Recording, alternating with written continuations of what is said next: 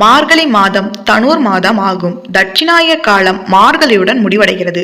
சூரியனுடைய தெற்கு இயக்கம் முடிவடையும் காலம். இந்த நேரத்தில் சூரியனுடைய கதிர்வீச்சு பல பிரச்சனைகளை தரக்கூடியது. தமிழ் மாதங்களில் மார்கழி என்பது இறைவனுக்கு உரிய மாதமாக விளங்குகிறது. மற்ற மாதங்களில் ஒரு நாளோ ஒரு கிழமையோ மட்டுமே இறைவனுக்கு உகந்ததாக இருக்கும்.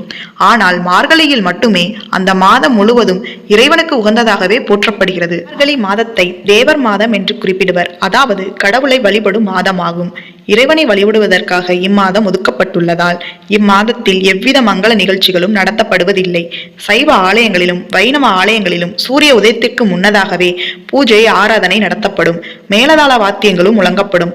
சிவாலயங்களில் திருவெம்பாவை திருப்பள்ளி எழுச்சியும் விஷ்ணு ஆலயங்களில் திருப்பாவையும் பாடப்படும்.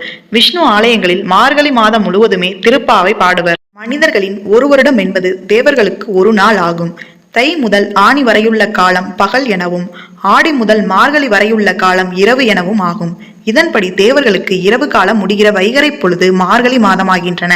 மார்கழி மாதம் தேவர்களுக்கு அதிகாலை 4 மணி முதல் 6 மணி வரையுள்ள 2 மணி நேரத்தை குறிக்கும்.